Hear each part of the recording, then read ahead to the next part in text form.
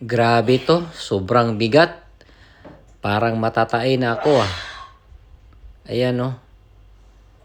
Hanggang 3 lang dyan ang nakuha ko guys dahil sa sobrang bigat.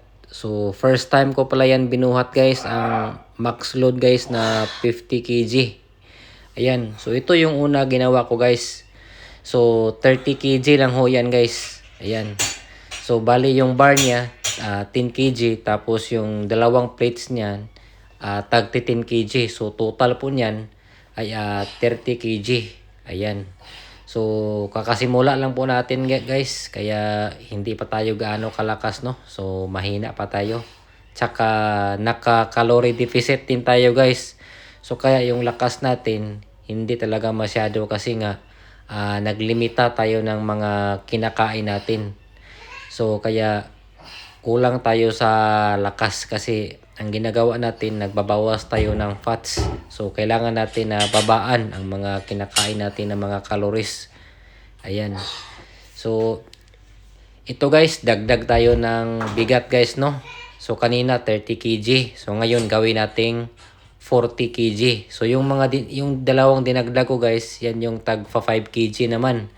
So ngayon ang load ngayon yan is 40 kg na. So ayan. So bali yan yung pangalawang set natin. Ang 40 kg. Ayan. So bali yung 30 kg kanina. So yan yung bali warm up niyan. Ayan.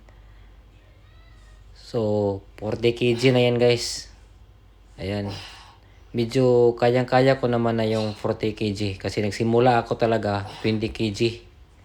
Kasi nga hindi ako sanayan sa buhat, lalo na ngayon pagdating ko dito sa abroad. So yung trabaho ko sobrang gaan, so hindi mabigat. Kaya hindi ako sanay sa mga buhatan. Ayan. Pero tapos niyan guys, magdagdag tayo ulit ng bigat niyan guys.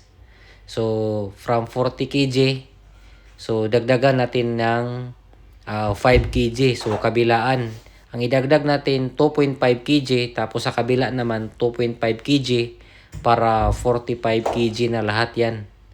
Ayan, tapos yan ang bubuhatin natin ulit. Ayan. So pang 3 set na yan guys. Yan, 45 kg. So tingnan natin. Ayan. Ayan, 45 kg na ho yan. Pero kayang-kaya pa naman. So mas maganda talaga guys kapag nagbi-bench press kayo.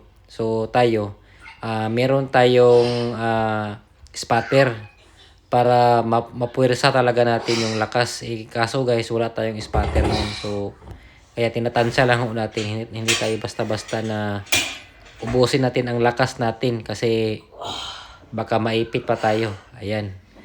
So, ang last natin dyan guys, i-max natin kasi yung max load kasi niyan guys sa barbell ko, 50 kg lang. So, dagdagan tayo natin ulit guys, ng 5 kg. 50 kg na to guys. Ayan. So, ito kasi guys, 10 kg to. Itong bar niya. Tapos itong malaki, ito yung 10 kg. So, dalawa, plus ito, 30 kg.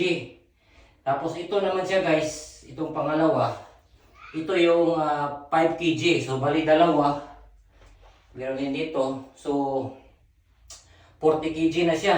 Tapos ito namang dalawa guys. Itong dalawang maliliit dito. Tsaka dito sa kabila, dalawang maliliit. Ito ano to, 2.5 kg. So, bali apat, 10 kg. So, total nito, 50 kg. So, ako guys, pang 6 weeks ko pa ngayon. So, tinatry ko ibubuhatin yung 50 kg. Ayan. So, nagsimula lang ako dito 20 kg. So, hirap ako nun. Hanggang sa unti-unti, every week, dinadagdagan ko. So, ngayon, 50 kg na. So, subukan natin kung kakayanin.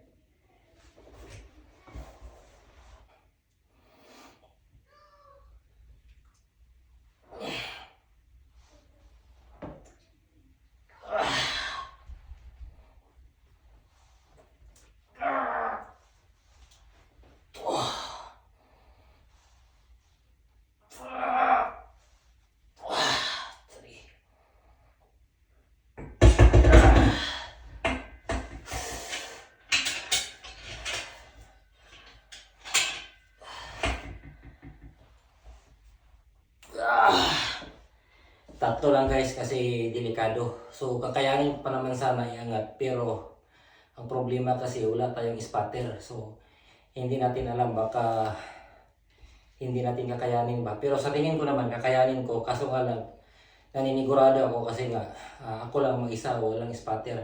So mas maganda talaga nito guys, talagang mapoforce mo kapag meron kang spotter.